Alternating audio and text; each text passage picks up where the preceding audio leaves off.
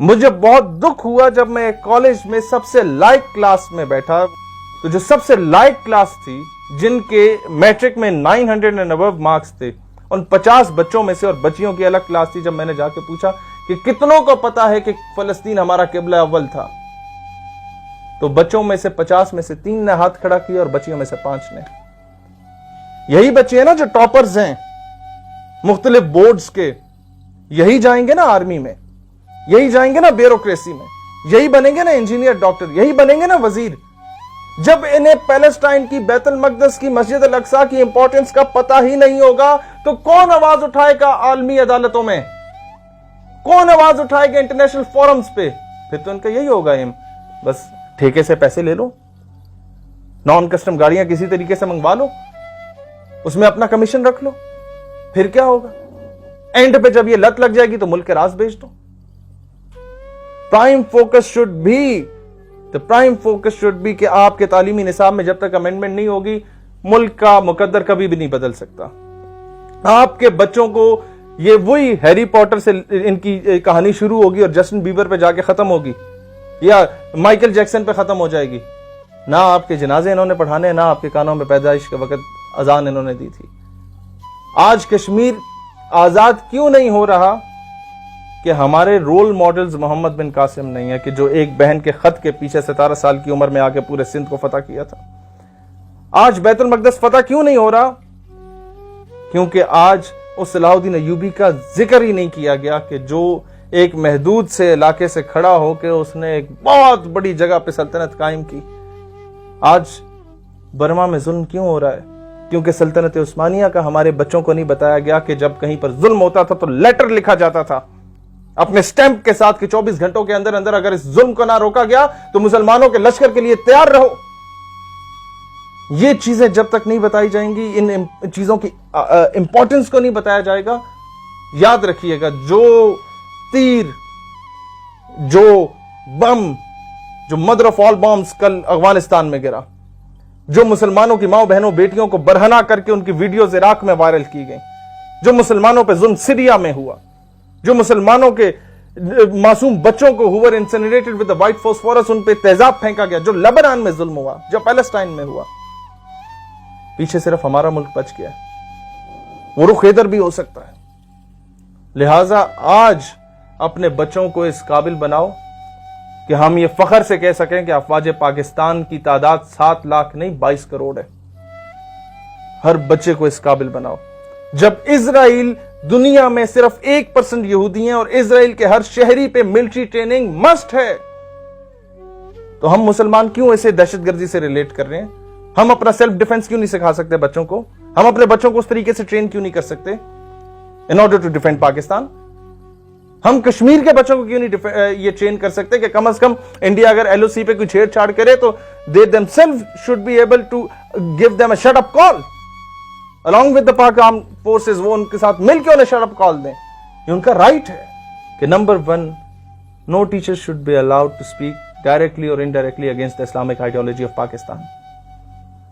Teachers like Hood Bhai and Farna Mullah اور اس طرح کے جتنے بھی یہ کیڑے مکوڑے ہیں they should be expelled from their universities.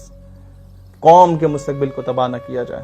جو لوگ پاکستان کے اگینسٹ ہیں, اس کے آئیڈیالوجی کے اگینسٹ ہیں, بچوں کا مستقبل تباہ نہیں ہو رہا, اس قوم کا مستقبل تباہ ہو رہا ہے. ایسے لوگوں کو نکالا جائے اور اس پہ پراپر HEC ایک نوٹیفیکیشن جاری کرے. تمام boards, Pindi board, Gujranwala board, federal board, Sindh board, تمام بورڈز اس پہ نوٹیفیکیشن جاری کریں کہ کوئی ٹیچر پاکستان, اسلام یا اسلامک آئیڈیالوجی کے بارے میں کوئی بھی متنازع بات کرے اس کو فل فور ایکسپیل کیا جائے. نصاب تعلیم سے کے ساتھ ساتھ یہ چیزیں امپورٹنٹ ہیں جو خلفشار پیدا کر رہے ہیں. اور نمبر 3 ملک کے اعلیٰ عہدوں سے قادیانیوں کو فل فور خارج کیا جائے, نکالا جائے. they are neither sincere with Islam nor they are sincere with Pakistan. باقی مائنورٹیز ٹھیک ہے, آپ فزکس کیمسٹری میتھس میں ہندو کو رکھ دیں, وہ آپ کو پڑھا لے, سکھ کو رکھ دیں, کرسچن کو رکھ لیں. ہم نے کبھی یہ نہیں کہا کہ minority Pakistan is the safest haven for the minorities.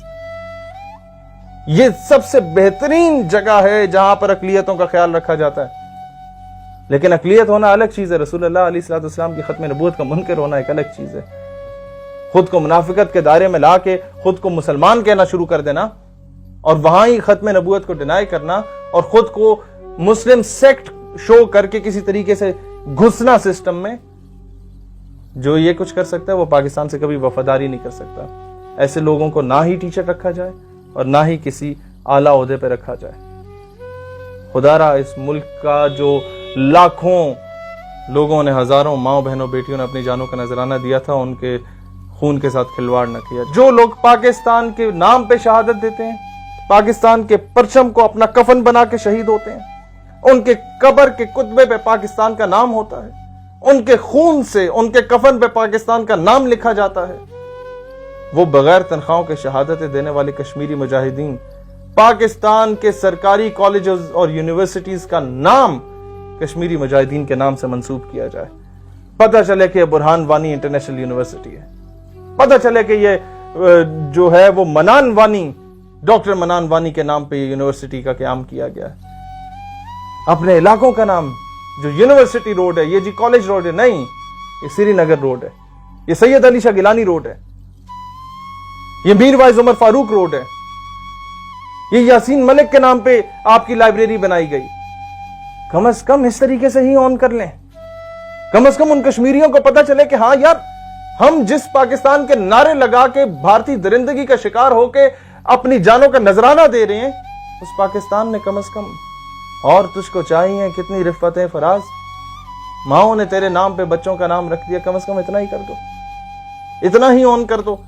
انہیں آپ سے پیسے نہیں چاہیے، انہوں نے آپ کو کبھی یہ نہیں کہا کہ آگے ہمیں کلیشن کوف دے دیں، انہوں نے کبھی آپ کو، حالانکہ آپ کا حق بنتا ہے کیونکہ انڈیا قابض ہے. if Che Guevara was a freedom fighter, if Bhagat Singh was a freedom fighter, then why not Burhan Wani? Commander Bose was a freedom fighter, then why not Dr. Manan Wani? They should be declared as a freedom fighter. They're the pride of the Muslim Ummah as well, not only the pride of Pakistan. پوری امت کا یہ ایک فخر ہے. Why not those who are fighting for the independence of Palestine, who are fighting for the independence of Masjid al-Aqsa and Bait al-Maqdis? They should be termed as a freedom fighter. لہذا آج یہ میرا مطالبہ ہے کہ نصاب تعلیم میں کشمیر کا ٹاپک انکلوڈ کیا جائے کہ ایک بہت بڑا اسکول کا نیٹ ورک ہے جہاں پر کافی عرصے سے ابھی آئی ڈونٹ نو کہ جا کے شاید وہ اسے ٹھیک کیا گیا ہو، پاکستان کے میپ میں کشمیر اور گلگت بلتستان کو شو نہیں کیا گیا تھا، اور وہ شخص ایک سابق وزیر بھی رہ چکا ہے. آپ کی زندگی کا ٹرننگ پوائنٹ ہوتا ہے ایف ایس سی، وہاں پورا ایک سال مسٹر چپس جیسے لا حاصل مضمون کو پڑھا کے ضائع کیا جاتا ہے کہ وہ کیتھرین صاحبہ انتقال فرما گئیں، انہی کے عشق میں مسٹر چپس صاحب بھی انتقال فرما گئے. اردو کی غزلوں میں نازکی ان کے لبوں کی کیا کہیے، یہ چیزیں جب آپ بچوں کو پڑھائیں گے تو وہ گرلز کالج کے سامنے اپنے کاغذ کے ٹکڑے پہ اپنا نمبر لکھتے ہوئے ہی پھریں گے، وہ آپ کو شیشہ کلبز میں ہی نظر آئیں گے، وہ اقبال کے شاہین نہیں بن سکتے. خصوص کہ میرا جسم میری مرضی کا نعرہ لگانے والے لوگ میڈیا پہ کیوں انہیں گھنٹوں گھنٹوں پرائم ٹائم میں کوریج دی جاتی ہے. اسی کے ساتھ آپ کے تعلیمی اداروں میں جہاں پر ایک ٹیچر حقدار ہے کہ اس کو پھولوں کے ہار پہنائے جائیں، وہیں قوم کے مستقبل کو تباہ کرنے میں بھی ٹیچر کا ایک رول ہوتا ہے جب وہ تعلیمی ادارے میں بیٹھ کے پاکستان کی اسلامک آئیڈیالوجی کو ٹارگٹ کر رہا ہوتا ہے. ملک کے مستقبل کا آرمی آفیسر، ملک کے مستقبل کا M N A M P A minister, ملک کے مستقبل کا ایک اچھا وکیل، ملک کے مستقبل کا ایک ڈاکٹر، ایک انجینئر آپ کے سکولز، کالجز اور یونیورسٹیز سے نکلتا ہے. جب اس کی تربیت میں آپ یہ چیز ڈال رہے ہوں کہ پاکستان کے جو دو قومی نظریہ یہ تو کچھ بھی نہیں ہے، جب اس کی تربیت میں یہ ڈال رہے ہوں کہ جناب پاکستان بنانے کی تو کوئی ضرورت نہیں تھی، ہم انڈیا کے ساتھ اکنامکلی زیادہ بہتر تھے، کاش کہ ایسا کوئی قانون پاس کر دیا جائے کہ ایسے ٹیچرز یا ایسے لوگ جو میڈیا پہ بیٹھ کے ایسی باتیں کر رہے ہیں ان کو ان کے ماں بہن بیٹی سمیت ہندوستان بھیج دیا جائے. جب ان کے ریٹ لکھنؤ اور دہلی کے بازاروں میں لگیں گے تب انہیں اندازہ ہوگا کہ پاکستان کی قیمت اور قدر کیا ہے. جب اتنے بڑے بڑے عہدوں پہ بیٹھے جو لوگ ہیں اور جو تعلیمی اداروں میں پڑھانے والے لوگ پاکستان کی اسلامک آئیڈیالوجی کو ٹارگٹ کر رہے ہیں، ایسے لوگ اگر پاکستان آج نہ ہوتا تو ان مسند پہ نہ بیٹھے ہوتے، آج کسی ہندو بنیے کی گاڑی کے ٹائر صاف کر رہے ہوتے. پاکستان کی امپورٹنس کیوں بتانا ضروری ہے اس قوم کو؟ ہم میں سے سب کو اگر عشق رسول صلی اللہ علیہ وآلہ وسلم، ادب صحابہ، محبت صحابہ، ادب اہل بیت، محبت اہل بیت کا درس ملا ہے تو وہ معذرت کے ساتھ تعلیمی نصاب سے نہیں ملا، وہ نسب سے ملا ہے، اپنے باپ دادا سے ملا ہے، یا خود اگر ہم لوگوں نے کچھ تلاش کرنے کی کوشش کی۔ تعلیمی نصاب سے ہمیں یہی ملا کہ سنڈریلا بوائے فرینڈ کے ساتھ بھاگ گئی۔